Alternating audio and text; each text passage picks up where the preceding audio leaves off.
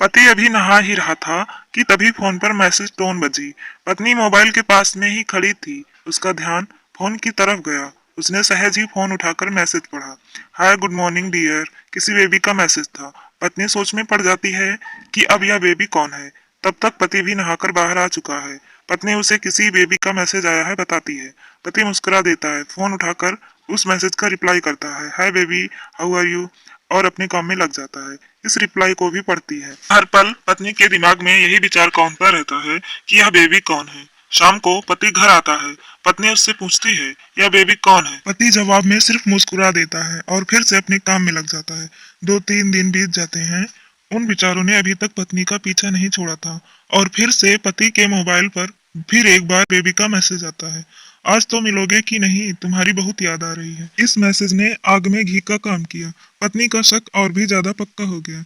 बीच बीच में ऐसे मैसेजेस का आदान प्रदान होता रहता और पत्नी के मन में शक की जड़ें और गहरी होती गईं।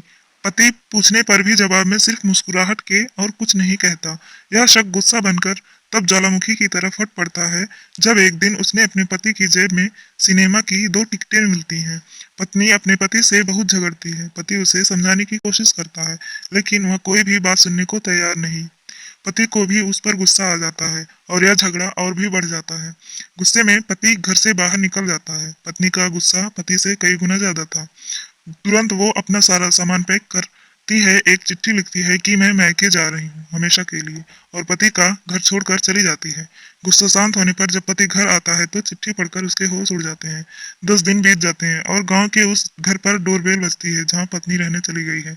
पत्नी दरवाजा खोलती है। दरवाजे पर 10 साल की एक छोटी बच्ची हाथों में चिट्ठी लिए खड़ी ही वहाँ पत्नी को वह चिट्ठी दे देती है। बच्ची से वह चिट्ठी लेकर पत्नी चिट्ठी खोलकर पढ़ती है, डियर वाइफ, जिस बेबी की वजह से हम दोनों में इतना झगड़ा हुआ है और तुम हमारा घर छोड़कर चली आई हो, यह बच्ची जो तुम्हारे सामने खड़ी है वह वही बेबी है, अनाथ आश्रम की एक प्यारी बच्ची। इसी के साथ में बातें करता था, सिनेमा जाता था। पहली बार जब तुमने बेबी के कमरे में पूछा था तो मैंने जानबूझकर तुम्हें नहीं बताया था। सोचा था थोड़ा मजाक करता हूँ, देखता हूँ तुम कैसे रिएक्ट करती हो।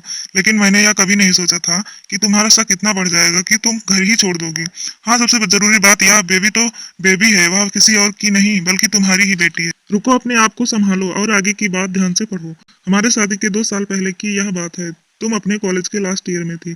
तुम्हारे प्रोफेसर ने नोट्स लेने के बहाने तुम्हें बुलाया था और तुम्हें चाय में नशीली दवा खिलाकर न करने वाला काम किया था। इसमें तुम्हारी कोई गलती नहीं थी, लेकिन कुदरत ने अपना काम किया और तुम्हारे पेट में इस बेबी को डाल दिया। काफी प्रयास करने पर भी अबॉर्शन नहीं हुआ तो तुम्हारे घर वालों ने समाज के डर से तुम्हें 6 महीने तक घर में ही रखा। तुम्हारे पिताजी खुद एक डॉक्टर हैं, इसलिए यह बिन मांगा बच्चा बड़ी आसानी से बिना किसी को कानो कान खबर हुए इस दुनिया में आया। भविष्य में तुम्हारी शादीशुदा जिंदगी में कोई प्रॉब्लम न हो, इसलिए तुम्हारे पिता ने इस बच्चे को गांव के एक अनाथ आश्रम में छोड़ दिया। यह बच्चा मतलब यही बेबी जो अभी तुम्हारे सामने खड़ी है। अगर अभी भी विश्वास नहीं हो रहा है तो इस बच्ची के गाल का वो तिल देख लो जो शायद तुमने आखिरी बार रोते हुए देखा होगा, या फिर उस अपने पिताजी से पूछ लो। पत्नी जल्दी से उस बच्ची को पास में लेकर उसके गालों का तिल देखती है। उसका मन भर आता है, उसकी आंखों में आंसू आ जाते हैं, लेकिन अभी भी चिट्ठी बाकी है, इसलिए वह आगे पढ़ती है। मुझे पता है अभी भी तुम्हारे मन में यह सवाल उठ रहा होगा कि यह सब मुझे कैसे पता। तुम्हें बता दूं कि यह सब तुम्हारे खुद के पिता ने ही अपने मन में उठ रहे पश्चाताप को शांत करने के लिए शादी के 1 महीने पहले मुझसे मिलकर सारी बात मुझे बताई थी। उन्होंने यह भी कहा था कि अगर मैं चाहूँ तो शादी से इनकार कर सकता हूँ। मैंने तो स्वीकार किया क्योंकि इस पूरी घटना में तुम्हारी कोई भी गलती नहीं थी और हमारी शादी हो गई। तुमने मुझसे बहुत प्यार दिया, लेकिन तुम्हारे पिता से बेबी के बारे में जानने के बाद मैं उसे मिले बिना नहीं रह पाया। मैं बीच बीच में उससे मिलता था।